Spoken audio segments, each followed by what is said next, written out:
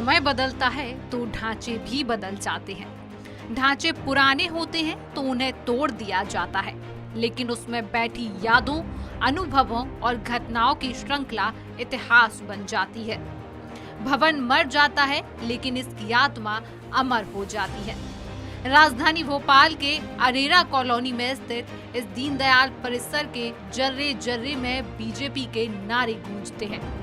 1996 में जब ये बना तब बीजेपी विपक्ष में हुआ करती। जनसंघ से जनता पार्टी और भारतीय जनता पार्टी का राजधानी में अपना कोई कार्यालय नहीं था। कुशाभाऊ ठाकरे, प्यारे लाल खंडेलवाल, नारायण प्रसाद गुप्ता, वीरेंद्र कुमार सकलेचा, सुंदर लाल पटवा, कैलाश चंद्र जोशी जैसे अनेक नेताओं एवं सैकड़ों जीवनदानी कार्यकर्ताओं का सपना था कि राजधानी में अपना कार्यालय बने। उसी सपने का मूर्त रूप है दीनदयाल परिसर।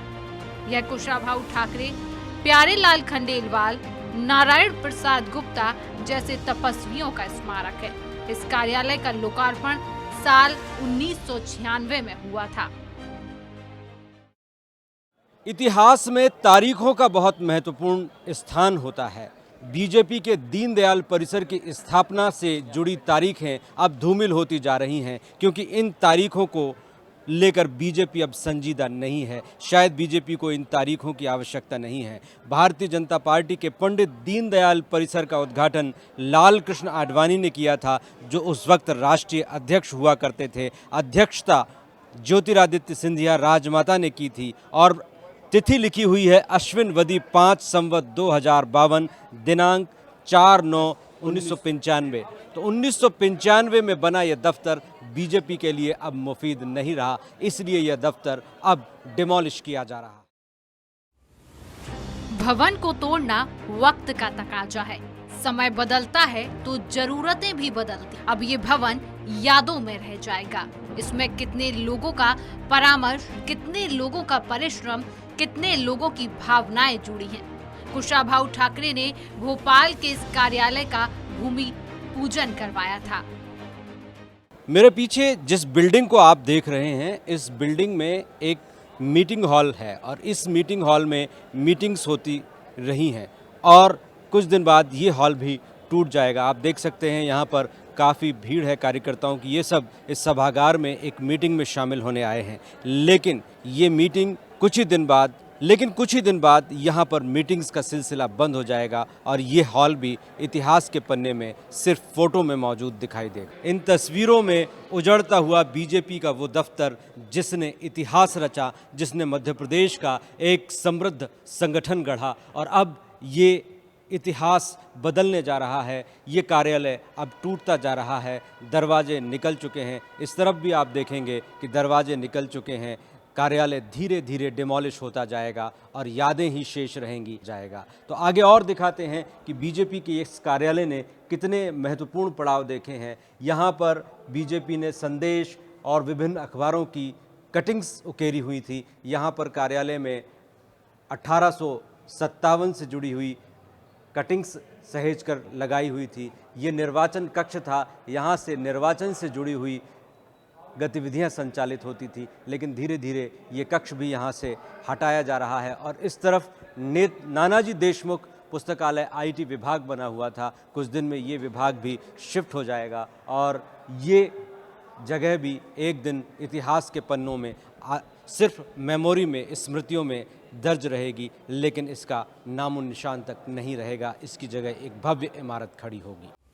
हालांकि ये आज के लिहाज से छोटा और आधुनिक नहीं, लेकिन इस कार्यालय में विशाल हृदय के विराट भावनाओं के कार्यकर्ताओं के माध्यम से बृहद संगठन खड़ा हुआ है। बीजेपी नेता कहते हैं, भवन का ढांचा बदल रहा है, आत्मा वही है जिसे अब नए भवन के रूप में नई देह मिलेगी। बीजेपी का ये सभागार बड़ी बड़ी सभाओं, अधिवेशनों और मीटिंग्स का गवाह रहा है। ये वो हॉल है जिसमें मीटिंग्स हुई, जो निष्कर्ष निकले वो अमृत की तरह बीजेपी को आगे बढ़ाते रहे और बीजेपी का ये हॉल शुभंकर साबित हुआ भारतीय जनता पार्टी के लिए। इस वक्त हमारे साथ हैं रजनीश अग्रवाल जी। विद्यार्थी परिषद के ज़माने से वो भारतीय जनता पार्टी के कार्यालय में आते रहे और यहाँ की अनेक स्मृतियाँ उनके जहन में हैं। रजनीश जी, ये कार्यालय कुछ दिन बाद इतिहास में दर्ज हो जाएगा, यादें ही शेष हैं। आपकी क्या महत्वपूर्ण यादें हैं? देखिए, कार्यालय का जो ढांचा वर्तमान है वो केवल भूतकाल में बदल जाएगा, लेकिन इसमें एक पक्की और बहुत मजबूत बुनियाद के साथ में नई इमारत की तैयारी है। जमीन वही है, भाजपा अपनी जमीन नहीं बदल रही है, जमीन वही है, परंपरा वही है, व्यवस्था वही है। कार्यालय हमारा मंदिर कल भी होता था, आज भी होगा, कल भी रहेगा। कार्यालय से भावनाएं कल भी जुड़ती थीं, आगे भी जुड़ेंगी। कार्यकर्ताओं का भावनात्मक लगाव कल भी था, आगे भी रहेगा, लेकिन ज़रूरतें लगातार, पार्टी का विस्तार, संगठन की मजबूती, बदलते तकनीक के आयाम, इन सब से जुड़े रहेंगे।